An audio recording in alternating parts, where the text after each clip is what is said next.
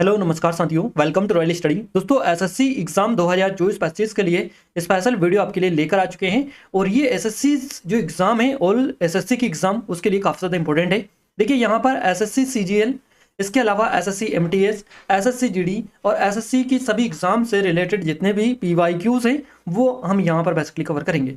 यानी कि static GK के पीवाईक्यूज क्वेश्चंस हम आपके लिए लेकर आए हैं और साथ ही साथ नए क्वेश्चंस भी इसमें मिक्सअप है। तो टॉप 50 क्वेश्चंस इस वीडियो में कवर करेंगे। आपके सबसे ज़्यादा क्वेश्चन यहीं से कवर हो जाएंगे। तो आइए स्टार्ट करते हैं। और गाइज आप सभी के लिए काफ़ी बड़ी खुशखबरी है, क्योंकि अभी स्पेशल ऑफर हमारे सभी ऑनलाइन कोर्सेज पर चल रहा है। तो लिमिटेड टाइम के लिए स्पेशल ऑफर है। अगर आपने अभी तक इनरोल नहीं किया है तो बेस्ट टाइम है आपके लिए, इनरोल कर सकते हैं। अप टू 80 to 90% तक का जो डिस्काउंट है ये अभी आपको मिल रहा है। तो 80 to 90% के समथिंग आपको डिस्काउंट मिल रहा है। अभी लिमिटेड टाइम है, इनरोल अगर नहीं किया है तो आप जरूर से कर लीजिएगा। फाइनली स्टार्ट करते हैं गाइस बिना टाइम वेस्ट किए, और डिस्क्रिप्शन में लिंक है, आप जरूर से विजिट करिएगा। देखिए हमारा पहला क्वेश्चन आपकी स्क्रीन पर आ चुका है। क्वेश्चन नंबर फर्स्ट हमारा आपको आई थिंक विजिबल है। क्वेश्चन है हमारा, आप पढ़ सकते हैं यहाँ पर। देखिए बिल्कुल, भारत में अंडमान और निकोबार तथा लक्षद्वीप सहित मुख्य भूमि से समुद्र तट की जो कुल लंबाई है ये कितनी है, ये आपसे पूछिए। तो भारत में अंडमान और निकोबार तथा लक्षद्वीप सहित मुख्य भूमि के समुद्र तट की कुल लंबाई आपसे यहाँ पर पूछी गई है। और जिन्होंने ऑलरेडी एसएससी के एग्जाम दे रखा है उनको ये क्वेश्चन का आंसर पता होगा, क्योंकि ये रिपीटेड क्वेश्चन है एसएससी का। तो आपका करेक्ट आंसर हो जाएगा यहाँ से 7516.6 किलोमीटर, यानी कि 7516.6 किलोमीटर। आपका यहाँ से ऑप्शन नंबर जो सी है ये बिल्कुल करेक्ट आंसर चला जाएगा। भारत में अंडमान और निकोबार तथा लक्षद्वीप सहित मुख्य भूमि से समुद्र तट की जो कुल लंबाई है ये 7516.6 किलोमीटर है। तो आप ये याद रखिएगा, क्वेश्चंस आपके बन रहे हैं। और अगर आप चाहते हैं कि इन वीडियोस की आपको पीडीएफ प्रॉपरली मिल पाए तो आप हमारे एप्लीकेशन से कनेक्ट हो सकते हैं। एप्लीकेशन को डाउनलोड कर लीजिएगा, डिस्क्रिप्शन में लिंक है। इसके अलावा टेलीग्राम चैनल और व्हाट्सअप चैनल को भी ज्वाइन कर लीजिएगा, यहाँ पर भी आपको पीडीएफ मिल जाएगी। तो डिस्क्रिप्शन में लिंक है, आप जरूर से एक बार विजिट करिएगा। आइए स्टार्ट करते हैं, नेक्स्ट क्वेश्चन को देखते हैं हम। अगला क्वेश्चन है हमारा, बिहार केसरी के नाम से किसे जाना जाता है। मोस्ट फेमस क्वेश्चन है और आई थिंक आप सभी लोगों को पता भी होगा। ये बिहार केसरी के नाम से किसे जाना जाता है, बिल्कुल बिहार केसरी। और अगर आपको पता है तो आप क्लिक करते चलिएगा कमेंट में, क्लियर है। तो बिहार केसरी के नाम से किन्हें जाना जाता है, यहाँ पर जो श्री कृष्ण सिन्हा है, श्री कृष्ण सिन्हा, इनको जाना जाता है। बी ऑप्शन हमारा बिल्कुल करेक्ट आंसर हो जाएगा। कृष्ण सिन्हा जो है इनको जाना जाता है बिहार केसरी के नाम से। और श्री बाबू के नाम से भी इनको जाना जाता है, श्री बाबू के नाम से भी इनको जाना जाता है। इसके अलावा बिहार केसरी के नाम से भी इनको जाना जाता है। ये कौन थे, श्री कृष्ण सिन्हा। तो इनके बारे में आपको पता होना चाहिए, क्लियर है। इनके बारे में आपको पता होना चाहिए 1946 से 1961 तक, क्लियर है। ये सीएम रहे हैं बिहार के सीएम ये बेसिकली रहे हैं, याद रखिएगा। और बिहार के पहले सीएम थे, फर्स्ट सीएम थे, याद रखिएगा। फर्स्ट सीएम थे ये 1946 से 1961 तक। तो आपसे ये जो क्वेश्चन है इसी तरह से आपका बन रहा है। तो ये बिहार के पहले मुख्यमंत्री थे 1946 से 61 के बीच में, और बिहार केसरी के नाम से इनको जाना जाता है। इनका नाम श्री कृष्ण सिन्हा है। तो अगर जिन्होंने पहली बार इस क्वेश्चन को पढ़ा है तो वो अच्छे से याद रखिएगा, श्री बाबू के नाम से भी इनको जाना जाता है। चलिए अगला क्वेश्चन है हमारा, भारतीय संविधान का निम्नलिखित में से कौन सा उपबंध कनाडा के संविधान से लिया गया है। अब देखिए कनाडा का जो संविधान है यहाँ से क्या लिया गया है भारत के संविधान में। तो भारत के संविधान में कनाडा से उच्चतम न्यायालय का परामर्शदायी जो क्षेत्राधिकार है ये इसमें शामिल किया गया है। तो कनाडा से लिया गया है उच्चतम न्यायालय का परामर्शदायी क्षेत्राधिकार, यानी कि हमारा सी ऑप्शन इस क्वेश्चन का करेक्ट आंसर रहेगा। अगला क्वेश्चन है, भारत का पहला 24x7 सौर ऊर्जा से संचालित गांव मोडेरा किस राज्य में स्थित है। मोडेरा काफी ज्यादा आपके एग्जाम में बनता है इस तरह के क्वेश्चंस, क्योंकि यहाँ पर एक फेमस मेला या उत्सव भी आयोजित होता है। यहाँ पर एक फेमस मंदिर भी है, किस राज्य में है आपको बताना है, क्लियर है। और करंट अफेयर में भी अभी हाल ही में चर्चित रहा है, क्योंकि यहाँ पर काफी सारी चीजों का निर्माण अभी हो रहा है, इसलिए यह क्वेश्चन आपका मोडेरा आपको याद रखना है। मोडेरा जो आता है ये कहाँ पर आता है, गुजरात में ये आता है। गुजरात हमारा बिल्कुल करेक्ट आंसर यहाँ से हो जाएगा। मोडेरा जो गांव है ये बेसिकली इतिहास से भी इसका कहीं ना कहीं संबंध है, क्योंकि जो चालुक्य थे, चालुक्य युग के सूर्य मंदिर के लिए स्पेशली ये प्रसिद्ध है। तो यहाँ पर मोडेरा सूर्य मंदिर के लिए ये मोडेरा जो है ये जाना जाता है। मोडेरा सूर्य मंदिर के लिए ये स्पेशली जाना जाता है। चालुक्य वंश जो युग था उस टाइम का सूर्य मंदिर जो है इसके लिए स्पेशली ये जाना जाता है। और यहाँ पर अभी काफी सारे निर्माण कार्य चल रहे हैं, तो उसकी वजह से भी ये चर्चा में बना रहता है। अगला क्वेश्चन की बात करते हैं, नेक्स्ट क्वेश्चन हमारी स्क्रीन पर है, कर्क रेखा 23 डिग्री 30 एन भारत के किस राज्य से होकर गुजरती है। तो कर्क रेखा ये जो होकर गुजरती है भारत के, तो भारत के किस राज्य से होकर गुजरती है, पंजाब, महाराष्ट्र, छत्तीसगढ़ और केरल। तो यहाँ पर आपका जो छत्तीसगढ़ है ये बिल्कुल करेक्ट आंसर हो जाएगा, छत्तीसगढ़। देखिए कर्क रेखा जो है ये भारत के 8 जो राज्य है इनसे होकर गुजरती है। भारत के 8 राज्यों से होकर गुजरती है। उन 8 राज्यों के नाम भी आपको पता होना चाहिए, जैसे कि आपका गुजरात, गुजरात से होकर जाती है ये, यहाँ पर आता है आपका जसदन से गुजरात की। इसके अलावा ये आरजे से यानी कि राजस्थान से, राजस्थान का जो कालीन जहर है यहाँ से। इसके अलावा ये एमपी से भी होकर जाती है, शाजापुर से। क्लियर है? सीजी सीजी सीजी से होकर जाती है ये। इसके बाद में ये फिर कहाँ जाती है, फिर जाती है झारखंड में, झारखंड फिर जाती है ये पश्चिम बंगाल में, वेस्ट बंगाल में। इसके बाद में ये त्रिपुरा में जाती है, त्रिपुरा, और फिर मिजोरम में जाती है, मिजोरम। क्लियर है? तो ये बेसिकली आपके जो 8 राज्य हैं, 8 राज्य, इन 8 राज्यों से होकर ये गुजरती है। तो याद रखिएगा, गुजरात, राजस्थान, एमपी, सीजी, झारखंड, पश्चिम बंगाल, त्रिपुरा और मिजोरम, ये जो 8 राज्य हमने आपको बताए हैं, इन 8 राज्यों से होकर भारत में ये कर्क रेखा निकलती है। तो इन 8 राज्यों के नाम भी आपको पता होना चाहिए। अगर इनसे स्पेसिफिक इनकी डिस्ट्रिक्ट पूछ ली जाए तो वो भी आपको पता होना चाहिए कि किस डिस्ट्रिक्ट से कहाँ से होकर गुजरती है। अब एमपी में ही मान लीजिए आप 14 जगहों से, 14 जिलों से होकर गुजरती है कर्क रेखा, एमपी के 14 जिलों से, जिसमें शाजापुर जो है ये बीचों बीच आता है, इसलिए शाजापुर का यहाँ पर नाम है। इसी तरह जसदन का नाम यहाँ पर दे रखा है गुजरात में। तो याद रखिएगा, इस तरह के क्वेश्चन आपके एग्जाम में बन रहे हैं। चलिए अगला क्वेश्चन की ओर आगे बढ़े उससे पहले थोड़ी सी अपडेट दे दें हमें स्पेशल ऑफर के बारे में। गाइज अभी स्पेशल ऑफर चल रहा है हमारे सभी कोर्सेज पर। अब तक का सबसे बड़ा ऑफर ये है, क्योंकि इसमें अब टू 80 प्लस 90% तक का डिस्काउंट आपको मिल रहा है, यानी कि 80 से 90% की छूट आपको दी जा रही है हमारे सभी कोर्सेज पर। लिमिटेड टाइम है, अगर आपने अभी तक इनरोल नहीं किया है तो जरूर से इनरोल कर लीजिएगा, आपके लिए काफी अच्छा ऑफर है, इसके बाद में दोबारा से आपको देखने को नहीं मिलेगा। क्लियर है? लिमिटेड ऑफर में ये टेस्ट सीरीज आपको मिल रही है, बेसिकली एसएससी सीजीएल की स्पेशल टेस्ट सीरीज है। पूरे 500 से अधिक टेस्ट इसमें डले हैं, सारा डेटा है दुनिया भर का। तो आप एक बार जरूर से विजिट करिएगा। एमटीएस की स्पेशल टेस्ट सीरीज है, इसके अलावा एमपीएसआई की स्पेशल टेस्ट सीरीज और ये एमपीजीके की स्पेशल टेस्ट सीरीज है। इन सभी की लिंक डिस्क्रिप्शन में डली है, डेमो चेकआउट कर लीजिएगा, जो कि फ्री हो, कोई चार्ज नहीं है डेमो का। और उसके बाद में इनरोल नहीं किया है तो कर लीजिएगा, क्योंकि बेस्ट टाइम है। इसके बाद में ये ऑफर लिमिटेड टाइम के लिए है। 70, 80 प्लस 90, यहाँ पर हमने 70 डाला है, कहीं पर आपको 80 दिख रहा है, कहीं पर 90% की छूट दिख रही है। तो ये इसीलिए डाला है क्योंकि यहाँ पर आपको अप टू 90% तक की छूट दी जा रही है। लिमिटेड टाइम है, जल्दी कर सकते हैं, क्योंकि काफी कम टाइम के लिए ये ऑफर है। इनरोल नहीं किया है तो जरूर से आप कर लीजिएगा। कोई डाउट है, कुछ क्वेरीज है तो आप हमें नंबर पर भी कॉन्टैक्ट कर सकते हैं, यहाँ से आपकी पूरी हेल्प की जाएगी। चलिए कंटिन्यू करते हैं हमारे अगले क्वेश्चन को। अगला क्वेश्चन है वर्ली चित्रकला। वर्ली चित्रकला भारत की किस राज्य लोक चित्रकला है? अब यहाँ पर वर्ली चित्रकला से आपका क्वेश्चन बना है, वर्ली। अब गाइज ये जो क्वेश्चन है एज इट इज आपका किस में पूछा गया? यूपी पुलिस कांस्टेबल के एग्जाम में ये क्वेश्चन आपका एज इट इज बना, सेम टू सेम आपका पूछा गया वर्ली चित्रकला से। क्लियर है? तो आप मान सकते हैं कितने इंपॉर्टेंट लेवल के क्वेश्चन हम आपको कवर करवा रहे हैं। आपका करेक्ट आंसर महाराष्ट्र हो जाएगा यहाँ से, ऑप्शन नंबर डी। वर्ली जो चित्रकला है इसका जो संबंध है ये महाराष्ट्र राज्य से है, तो महाराष्ट्र आपका करेक्ट आंसर रहेगा। नेक्स्ट क्वेश्चन है कौन सा भारतीय वित्तीय संस्थान शेयर बाजार में निवेशकों की सुरक्षा करता है?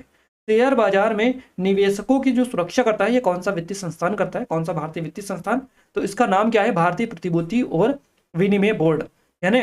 तो आपको क्या याद रखना है यहाँ पर? सेबी, सेबी याद रखना है आपको, SEBI, है ना। अब इसका फुल फॉर्म भी आपको पता होना चाहिए सेबी का, तो security exchange board of India, इसका फुल फॉर्म है सेबी का। याद रखिएगा, भारतीय प्रतिभूति विनिमय बोर्ड इसको हिंदी में बोलते हैं हम, सेबी को। तो ये जो है भारत में निवेशकों की सुरक्षा करता है, ये एक वित्तीय संस्थान है भारत का, सेबी, याद रखिएगा। और गाइस सेबी की जो चेयरपर्सन है या चेयरमैन है वो अभी हाल ही में चर्चा में है, आप सभी को बताइए उसका रीजन क्या है। नहीं है पता है तो आप जाकर चेकआउट कर सकते हैं, आपको काफी सारे वीडियोस ऑलरेडी मिल जाएंगे। क्लियर है? तो आप सभी को पता होना चाहिए, जो करंट अपडेट है उससे रिलेटेड भी आपको चीजें पता होनी चाहिए, क्योंकि जो करंट अफेयर बनता है वो यहीं से आपका जो चीजें चर्चा में रहती है उसी से रिलेटेड आपका बनता है। तो आपका सी ऑप्शन करेक्ट आंसर यहाँ से हो जाएगा। नेक्स्ट क्वेश्चन है निम्नलिखित में से किस शहर ने 2022 में लगातार 6ठी बार भारत के सबसे स्वच्छ शहर का पुरस्कार जीता है? तो ये जो जीता है ये किसने जीता है? ये इंदौर ने जीता है, आप सभी को पता होना चाहिए। ऑप्शन नंबर डी बिल्कुल करेक्ट आंसर यहाँ से हो जाएगा हमारा। नेक्स्ट क्वेश्चन है भारत के किस राज्य के मुख्यमंत्री ने फुटबॉल की संस्कृति को जमीनी स्तर पर ले जाने के लिए किस राज्य में फुटबॉल फॉर ऑल लॉन्च किया है? फुटबॉल फॉर ऑल ये जो लॉन्च किया है किस राज्य के मुख्यमंत्री ने किया है? आपका करेक्ट आंसर यहाँ से ओडिशा हो जाएगा, नवीन पटनायक ने, ओडिशा के मुख्यमंत्री नवीन पटनायक ने। आपका यहाँ से क्या रहेगा? ऑप्शन नंबर डी बिल्कुल करेक्ट आंसर हो जाएगा, है ना। तो याद रखिएगा ओडिशा के मुख्यमंत्री ने फुटबॉल की संस्कृति को जमीनी स्तर पर ले जाने के लिए फुटबॉल फॉर ऑल लॉन्च किया है। अब football for all, football for all, FFA, ये है, क्लियर है। ये जो फुटबॉल फॉर ऑल कार्यक्रम है ये बेसिकली फीफा द्वारा उड़ीसा में जो कलिंग इंस्टीट्यूट ऑफ जो इंडस्ट्रियल टेक्नोलॉजी और कलिंगा इंस्टीट्यूट ऑफ सोशल जो साइंसेज है ना, जिसको हम किस बोलते हैं, इसके साथ साझेदारी में ये शुरू किया गया था। और करीबन 2000 जो स्कूल हैं, स्कूल इनमें 43,000 से ज़्यादा जो बच्चे हैं इनको फुटबॉल बेसिकली यहाँ पर बांटी गई। कितने, 2000 स्कूलों में 43,000 से ज़्यादा बच्चों को फुटबॉल बांटी गई इस साझेदारी के तहत। तो भारत में जो है फीफा का ऐसा पहला कार्यक्रम था और इसका उद्देश्य था स्कूली बच्चों के बीच फुटबॉल को बढ़ावा देना। तो इसीलिए मुख्यमंत्री ने भी जमीनी स्तर को छूने या जमीनी स्तर पर इसको ले जाने के लिए फुटबॉल फॉर ऑल जो लॉन्च किया है, ये एक बेसिकली कार्यक्रम है, याद रखिएगा। अगला क्वेश्चन है हमारा, निम्नलिखित में से किसने यूएस ओपन 2022 के पुरुष एकल का खिताब जीता है? अगर आपको पता है तो 30 सेकंड का टाइम यहाँ पर आपको मिलता है, जल्दी से कमेंट में कमेंट करके बताइएगा आप सभी लोग, आपका करेक्ट आंसर किसके साथ पे जाएगा। 4 अलग अलग ऑप्शन यहाँ पर आपको मिले हुए हैं, क्लियर है, तो जल्दी से बताइएगा सभी लोग। आपका करेक्ट आंसर यहाँ से कार्लोस अल्कराज हो जाएगा, अल्करेज। तो यहाँ पर आपका ऑप्शन नंबर जो डी है बिल्कुल करेक्ट आंसर रहेगा। यूएस ओपन 2022 के पुरुष एकल का जो खिताब जीता है कार्लोस अल्कराज ने जीता है, आप याद रखिएगा। चलिए नेक्स्ट क्वेश्चन है हमारा, महात्मा गांधी ने किस वर्ष किसानों के समर्थन में गुजरात के खेड़ा जिले में एक सत्याग्रह का आयोजन किया था? ये किस वर्ष किया था? ये किया था 1918 में, 1918 में। आपका यहाँ से ऑप्शन नंबर डी बिल्कुल करेक्ट आंसर हो जाएगा। निम्नलिखित में से किसने न्यूट्रॉन की खोज की थी? अब न्यूट्रॉन की खोज जो है किसने की थी, ये क्वेश्चन एज इट इज आपका यूपी पुलिस कांस्टेबल में पूछा गया, अभी हाल ही में जो एग्जाम हुई थी उसमें, और कई सारी एसएससी का फेवरेट क्वेश्चन है, कई सारी बार एसएससी में पूछे जा चुका है। आपका करेक्ट आंसर हो जाएगा चेडविक, जे चेडविक, आपका करेक्ट आंसर हो जाएगा ऑप्शन नंबर फर्स्ट, क्लियर है। जेम्स चेडविक, इन्होंने जो है 1932 में न्यूट्रॉन की खोज की थी, और न्यूट्रॉन की खोज के लिए जेम्स चेडविक जो है उनको 1935 में भौतिक का नोबेल पुरस्कार भी प्रदान किया गया। तो क्वेश्चन इस तरह से भी बन सकता है कि जो चेडविक थे इनको भौतिकी में नोबेल जो पुरस्कार मिला है किसके लिए, किस खोज के लिए मिला है, तो इनको न्यूट्रॉन की खोज के लिए मिला है। इस तरह से क्वेश्चन आपका बनता है। अगला क्वेश्चन है, धीनोगर पहाड़ियां किस भारतीय राज्य केंद्र शासित प्रदेश में स्थित है? तो करेक्ट आंसर आपका क्या रहेगा, गुजरात, ऑप्शन नंबर सी के साथ में करेक्ट आंसर हमारा हो जाएगा। धीनोगर क्या है, तो ये एक पर्यटन स्थल है, यानी कि पर्यटन हिल स्टेशन है, ये तीर्थ स्थान भी ये धीनोदर जो है ये माना जाता है। गुजरात की अगर आप अन्य पहाड़ियां देखें तो जिसमें आपका एक चोटीला आता है, चोटीला, इसके अलावा पावागढ़ का नाम भी आप सभी ने सुना होगा, पावागढ़ काफी ज्यादा फेमस है, क्लियर है। इसके अलावा पलिताना भी है, सापुतारा है ना, गिरनार आपको पता है गिरनार काफी फेमस है। इसके अलावा बारदो है एक यहाँ पर, और एक और है गब्बर, इस तरह से। तो ये हिल स्टेशन है यहाँ की, यानी कि अन्य पहाड़ियां हैं ये गुजरात की, तो इसको भी आप याद रखिएगा। हो सकता है इन्हीं में से आपका एक बन जाए कि बताइए जो पावागढ़ जो है ये किस राज्य में स्थित है, इस तरह से, है ना। तो आप आसानी से बता देंगे गुजरात में, और ऐसे ही सभी को आप देख लीजिएगा। अगला क्वेश्चन है, निम्नलिखित में से किस वनस्पति जगत के पौधे को सेवाल के नाम से जाना जाता है? तो सेवाल जो कहा जाता है ये थेलोफाइटा जो जगत के जो पौधे होते हैं इनको कहा जाता है, तो थेलोफाइटा आपका करेक्ट आंसर यहाँ से हो जाएगा। नेक्स्ट क्वेश्चन है हमारा, निम्नलिखित में से किस फिल्म को 2022 में बेस्ट फिल्म पॉपुलर चॉइस का फिल्म फेयर जो पुरस्कार है ये मिला था? तो ये किस फिल्म को मिला था? ये मिला था शेरशाह को, शेरशाह, आपका सी ऑप्शन करेक्ट आंसर यहाँ से हो जाएगा। इसको बेस्ट 2022 में बेस्ट फिल्म पॉपुलर चॉइस का फिल्म फेयर जो अवार्ड है ये मिला था। अगला क्वेश्चन है हमारा, बड़े बांधों के संबंध में निम्नलिखित में से कौन सा कथन सही है? अब यहाँ पर 3 कथन आपको दे रखे हैं, इनकी सामाजिक समस्याएं हैं क्योंकि इससे बड़ी संख्या में किसान और आदिवासी विस्थापित होते हैं और उन्हें पर्याप्त मुआवजा भी नहीं मिलता है ना। 2 कथन यहाँ पर आपको दे रखे हैं, क्लियर है। दूसरा कथन है इनकी पर्यावरणीय समस्याएं हैं क्योंकि इनसे बड़े स्तर पर वनों का विनाश होता है और जैव विविधता की क्षति होती है। तो यहाँ पर 2 अलग अलग आपको यहाँ पर कथन दे रखे हैं, अब आपको इनको देखना है और बताना है कि कौन सा बिल्कुल करेक्ट है और कौन सा सही है, कौन सा गलत है, क्लियर है। तो गाइस यहाँ पर अगर अपन बात करें इनकी समस्याओं की, तो इनकी समस्या सामाजिक समस्या यानी कि आपका जो बी ऑप्शन है 1 और 2 दोनों सही है, यानी कि इससे किसानों को बड़ी दिक्कत होती है, यानी कि किसान जो है इनको समस्या का सामना करना पड़ता है। सामाजिक समस्या इन्होंने जो बताई है ये पॉइंट सही है। इसके अलावा पर्यावरणीय समस्या भी इससे है क्योंकि वनों का भी नाश होता है, जैव विविधता की भी क्षति होती है। तो कहीं ना कहीं जो दोनों पॉइंट है ये बिल्कुल सही है, इसलिए आपका correct answer option number B के साथ में यहाँ पर जाएगा। वनों से फायदा भी होता है, यानी बांधों के निर्माण से, बड़े बांधों से फायदा भी होता है, नुकसान भी होता है ना। तो आप इस तरह से थोड़ा सा पढ़ के इस तरह के क्वेश्चंस को टैकल किया करें। आइए नेक्स्ट क्वेश्चन की ओर आगे बढ़ते हैं। अगला क्वेश्चन है हमारा, भारत में सितार के उस्ताद, सितार माएस्ट्रो के रूप में किससे जाना जाता है? क्लियर है? सितार के उस्ताद के रूप में किससे जाना जाता है, ये क्वेश्चन आपसे बना है। तो देखिए यहाँ पर 4 अलग अलग ऑप्शन यहाँ पर मिले, तो आपका जो करेक्ट आंसर जाएगा ये पंडित रविशंकर जाएगा। पंडित रविशंकर जो है इनको सितार के उस्ताद के नाम से ये जाना जाता है। हमारा यहाँ से बिल्कुल बी ऑप्शन जो है बिल्कुल करेक्ट आंसर हो जाएगा। अगला क्वेश्चन है, निम्नलिखित किन राज्यों तक ही कर्नाटक की जो संगीत है ये सीमित है? तो कर्नाटक संगीत सीमित किन राज्यों तक है ये आपको बताना है। कर्नाटक, महाराष्ट्र, गुजरात, राजस्थान, इस तरह से ऑप्शंस आपको अलग अलग 4 ऑप्शंस अलग अलग दे रखे हैं अदर स्टेट के। तो आप देख लीजिएगा यहाँ पर कौन सा आपको सही लगे। करेक्ट आंसर आपका कर्नाटक, आंध्र प्रदेश, तमिलनाडु, केरल रहेगा। यानी कि कर्नाटक जो संगीत है, कर्नाटक संगीत, इसका नाम कर्नाटक संगीत है ना। तो ये कहाँ तक सीमित है? कर्नाटक, आंध्र प्रदेश, तमिलनाडु, केरल में ये सीमित है। तो ऑप्शन नंबर डी बिल्कुल करेक्ट आंसर आपका हो जाएगा। अगला क्वेश्चन है, भारतीय संविधान के किस अनुच्छेद में उल्लेख किया गया है कि बाहरी आक्रमण और आंतरिक अशांति से राज्यों की रक्षा करना केंद्र सरकार का कर्तव्य है? तो ये किस आर्टिकल के तहत कहता है या किस आर्टिकल में इसका उल्लेख है? तो ये जो आर्टिकल है ये है 355, अनुच्छेद 355 आपका ऑप्शन नंबर सी बिल्कुल करेक्ट आंसर रहेगा। अगला क्वेश्चन है, निम्नलिखित में से किस कंपनी ने सितंबर 2022 में मून लाइटिंग के आरोपों के तहत लगभग 300 कर्मचारियों को बर्खास्त कर दिया था? तो ये किस कंपनी ने किया था? इस कंपनी का नाम आपको बताना है और इस कंपनी का नाम विप्रो है। विप्रो आपका ऑप्शन नंबर सी बिल्कुल करेक्ट आंसर रहेगा। विप्रो बिल्कुल करेक्ट आंसर हो जाएगा। विप्रो जो कंपनी है इसने सितंबर 2022 में मून लाइटिंग के आरोपों के तहत 300 कर्मचारियों को बर्खास्त कर दिया था।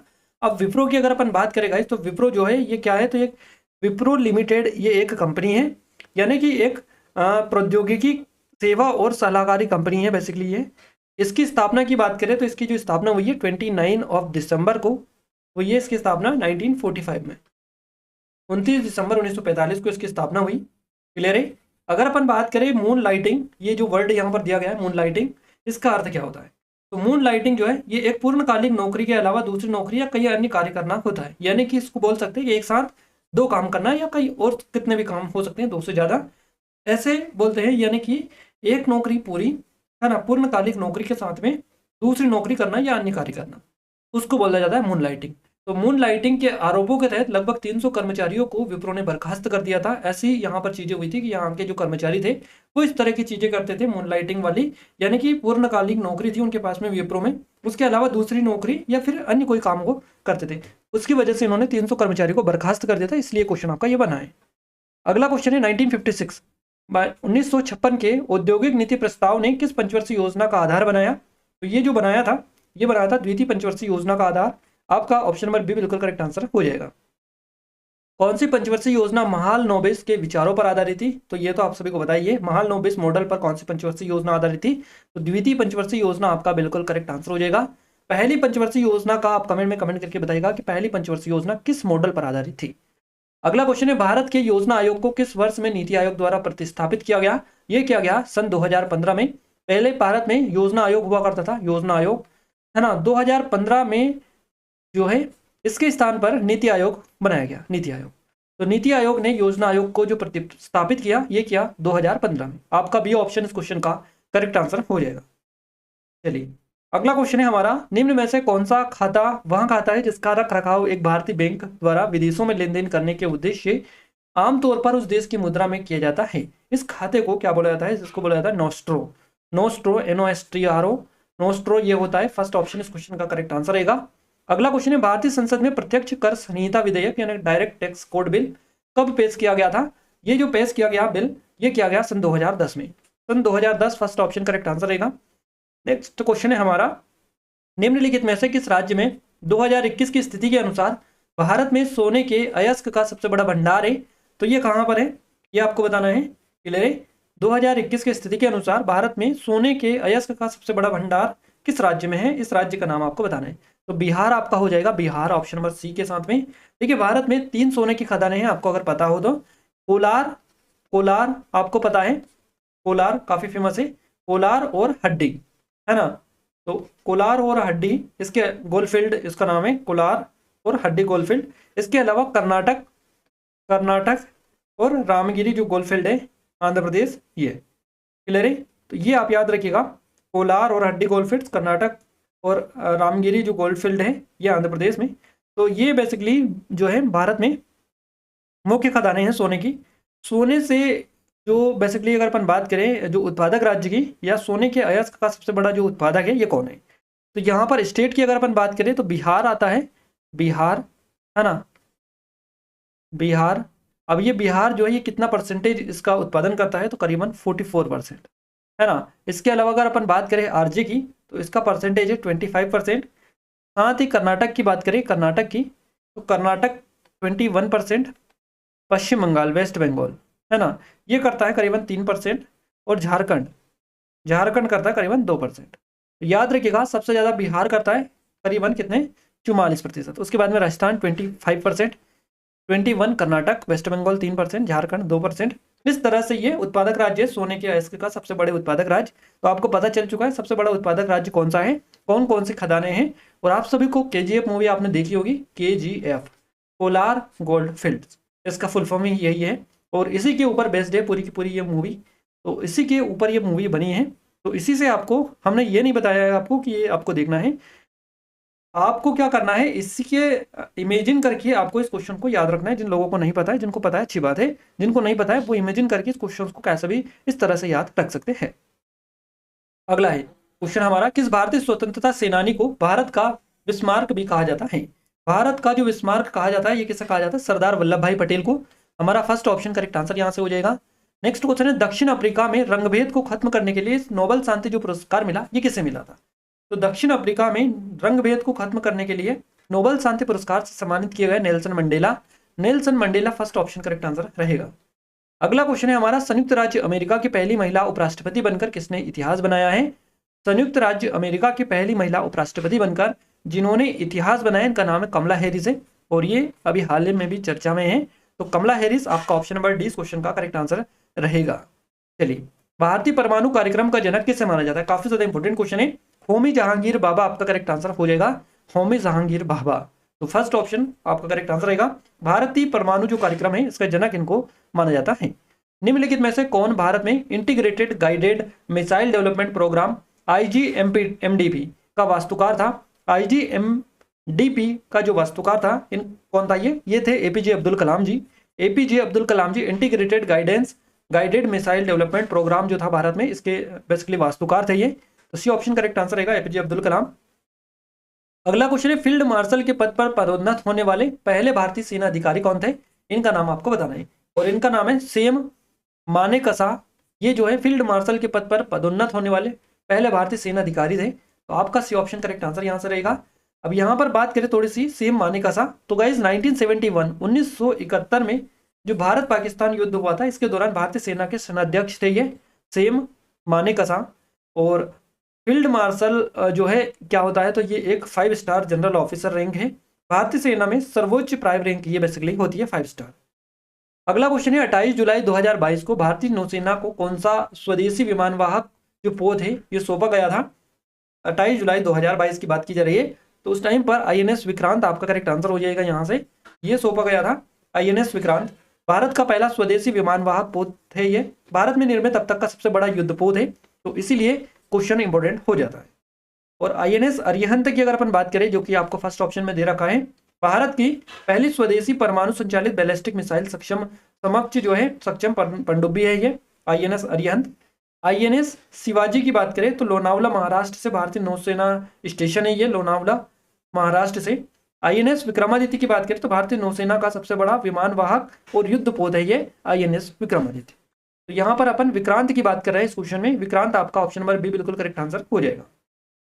चलिए, अगला क्वेश्चन है, NCRB का पूर्ण रूप क्या है, फुल फॉर्म आपसे पूछा गया है NCRB का। तो NCRB का फुल फॉर्म हो जाएगा राष्ट्रीय अपराध रिकॉर्ड ब्यूरो, राष्ट्रीय अपराध रिकॉर्ड ब्यूरो हो जाएगा। आपका ऑप्शन नंबर डी के साथ में करेक्ट आंसर रहेगा। नेक्स्ट क्वेश्चन है, Ayushman Bharat digital mission ABDM का क्रियान्वयन करने वाली संस्था का नाम क्या है, ये आपको बताना है। ABDM का क्रियान्वयन करने वाली संस्था का नाम क्या है, तो इसका नाम है NHA आपका फर्स्ट ऑप्शन करेक्ट आंसर रहेगा। और इसका जो फुल फॉर्म है NHA का फुल फॉर्म है नेशनल हेल्थ अथॉरिटी है ना। अब यहाँ पर नेशनल हाईवे अथॉरिटी भी हो सकता है आपका, NHA है ना, NH नेशनल हाईवे अथॉरिटी, तो NHA उसका भी रहता है, NHA का, है ना। तो यहाँ पर बेसिकली क्वेश्चन में आपको आयुष्मान भारत डिजिटल मिशन दिया है, यानी कि आपका ये स्वास्थ्य से रिलेटेड है, और उसी से रिलेटेड होगा तो नेशनल हेल्थ अथॉरिटी आपका हो जाएगा करेक्ट आंसर। चलिए अगला क्वेश्चन है, गैर पारंपरिक आजीविका NTL में लड़कियों के कौशल किस प्रमुख योजना में शामिल किया गया है? तो ये जो किया गया है ये बेटी बचाओ बेटी पढ़ाओ योजना में शामिल किया गया है। सी ऑप्शन इस क्वेश्चन का करेक्ट आंसर रहेगा आपका। दक्षिण में छोटा अंडमान निकोबार द्वीप समूह से कितने डिग्री चैनल द्वारा अलग होता है? दक्षिण में छोटा अंडमान निकोबार द्वीप समूह से कितने डिग्री चैनल द्वारा अलग होता है? तो ये होता है 10 डिग्री चैनल के द्वारा। 10 डिग्री चैनल के द्वारा बी ऑप्शन करेक्ट आंसर रहेगा हमारा। पृथ्वी की त्रिज्या कितनी है? ये आपसे क्वेश्चन बनाया है एज इट इज क्वेश्चन से, 6371 किलोमीटर हो जाएगा हमारा बी ऑप्शन के साथ में करेक्ट आंसर। देखिए पृथ्वी का जो आंतरिक भाग है इसमें 3 अलग अलग परतें आपको देखने को मिलती है, जो कि आप सभी को पता है क्रस्ट होती है ना, जो कि पृथ्वी का सबसे भारी और ठोस हिस्सा होता है, इसको क्रस्ट बोलते हैं हम, क्रस्ट क्लियर है। महासागरीय क्रस्ट की जो ऊंचाई, औसत ऊंचाई जो बेसिकली अगर अपन बात करें मोटाई की, है ना, तो ये करीबन 5 किलोमीटर होती है महासागरीय क्रस्ट की औसत मोटाई। और महाद्वीपीय की अगर अपन बात करें तो ये होती है करीबन 30 किलोमीटर। हिमालय जो क्षेत्र है इसमें 70 मीटर मोटी तक ये होती है कहीं बार। तो दूसरी जो परत है इसका नाम मेंटल है, मेटल है ना, मेटल पहली क्रस्ट है, दूसरी मेटल है। मेटल जो है ये भूपटल से परे आंतरिक भाग है, और इसकी जो मोटाई है ये करीबन 2900 किलोमीटर है, क्लियर है मेंटल की। तीसरी जो परत है इसका नाम कोर है, भूपटल मेंटल कोर, है ना। तो याद रखिए क्रस्ट, मेटल और कोर, ये 3 परतें हैं। कोर की बात करें तो ये पृथ्वी की सबसे भीतरी परत होती है। कोर मेटल सीमा जो होती है ये 2900 है ना, 2900 किलोमीटर की गहराई पर स्थित है। और बाहरी कोर तरल अवस्था में होती है, जबकि जो आंतरिक कोर होती है ये बेसिकली ठोस अवस्था में देखने को आपको मिलती है। प्रशांत महासागर के संदर्भ में निम्नलिखित में से कौन सा कथन सही नहीं है? 4 अलग अलग कथन आपको दे रखे, यानी कि ऑप्शंस दे रखे। प्रशांत महासागर के बारे में कौन सा सही नहीं है? और ये क्वेश्चन जो है SSC में इससे पहले भी पूछा जा चुका है। तो देखिए यहाँ पर जो कथन सही नहीं है वो कौन सा है? प्रशांत महासागर का आकार पूर्णतः अंडाकार है। एशिया, ऑस्ट्रेलिया, उत्तर और दक्षिण अमेरिका इससे घिरे हुए हैं। पृथ्वी का सबसे गहरा भाग मारियाना गर्त जो है प्रशांत महासागर में स्थित है। प्रशांत महासागर सबसे बड़ा महासागर है। तो कौन सा सही नहीं है? सबसे बड़ा महासागर है, बिल्कुल सही है। गर्त जो है इसी में है, मारियाना गर्त, है ना। और ये बेसिकली इनसे घिरा हुआ है, बिल्कुल सही है ये। और अंडाकार यहाँ पर दे रखा है, तो ये अंडाकार नहीं है, अंडाकार नहीं है। आपका फर्स्ट ऑप्शन जो है बिल्कुल करेक्ट आंसर हो जाएगा। ये जो कथन है फर्स्ट वाला ये सही नहीं है, तो हमारा फर्स्ट ऑप्शन करेक्ट आंसर हो जाएगा। अगला क्वेश्चन है, निम्नलिखित में से कौन सी नदी का उद्गम जो है स्थल राजस्थान में है? तो ये जो नदी है इसका नाम बनास नदी है, बनास नदी। अब देखिए यहाँ पर बात करें माही नदी की, तो ये धार मध्य प्रदेश से निकलती है। नर्मदा नदी अमरकंटक मध्य प्रदेश से निकलती है, अमरकंटक मध्य प्रदेश से। तो ताप्ती नदी कहाँ से निकलती है? मुल्ताई से निकलती है, मुल्ताई बैतूल जिला है मध्य प्रदेश का, बैतूल जिला, यहाँ से ये निकलती है। तो ये तीनों नदियाँ मध्य प्रदेश की है, एक ही नदी बची है, तो ये आपका बनास हो जाएगा। ये राजस्थान में इसका उद्गम स्थल है बनास नदी का। आपका डी ऑप्शन इस क्वेश्चन का करेक्ट आंसर हो जाएगा। निम्नलिखित में से भारत की कौन सी नदी बंगाल की खाड़ी में जाकर मिलती है? बंगाल की खाड़ी में जाकर कौन सी नदी मिलती है? तो बंगाल की खाड़ी में जाकर मिलने वाली जो नदी है इसका नाम गोदावरी नदी है, गोदावरी। आपका यहाँ से ऑप्शन नंबर सी बिल्कुल करेक्ट आंसर हो जाएगा। चलिए अगला क्वेश्चन है, महानदी बेसिन का विस्तार किस राज्य में नहीं है? महानदी बेसिन का जो विस्तार है ये कर्नाटक जो राज्य है यहाँ पर देखने को हमें नहीं मिलता है। महानदी बेसिन का जो विस्तार है कर्नाटक में नहीं है। इसका जो विस्तार है किन किन राज्यों में है? तो इनका विस्तार बेसिकली छत्तीसगढ़ में देखने को मिलता है। इसके अलावा उड़ीसा में, उड़ीसा है ना, झारखंड में आपको देखने को मिलता है। इसके अलावा महाराष्ट्र में, महाराष्ट्र के साथ साथ मध्य प्रदेश में इसका विस्तार आपको देखने को मिलता है ना। तो यहाँ पर ये देखने को मिल रहा है आपको। और ये जो स्टेट है छत्तीसगढ़, उड़ीसा, झारखंड, है ना, महाराष्ट्र और मध्य प्रदेश, तो ये 5 अलग अलग स्टेट पे इसका जो है बेसिन क्षेत्र देखने को मिल रहा है हमको, याद रखिएगा। बाकी कर्नाटक में ये नहीं है। तो याद रखिएगा महानदी जो है ये बेसिकली छत्तीसगढ़ के पास में एक पहाड़ी है, सिहावा, है ना। तो सिहावा नामक रायपुर के पास में है ये, छत्तीसगढ़ की राजधानी रायपुर, यहाँ पर से ये निकलती है सिवा नामक पहाड़ी से। और शिवनाथ नदी महानदी की सबसे लंबी सहायक नदी भी है, शिवनाथ नदी है इसका नाम। गंगा नदी भारत में सबसे बड़ी जो नदी बेसिन ये बनाती है, तो ये बनाती है गंगा नदी, इसका नाम भी आप याद रखिएगा। अगला है, निम्नलिखित में से किस नदी के तट पर जबलपुर स्थित है? जबलपुर किस नदी के तट पर है? नर्मदा नदी, जो कि अमरकंटक से निकलती है। Option number D correct answer आपका हो जाएगा। निम्नलिखित में से किस झील को श्रीनगर के आभूषण, श्रीनगर ज्वेल्स के नाम से भी जाना जाता है? श्रीनगर के आभूषण के नाम से।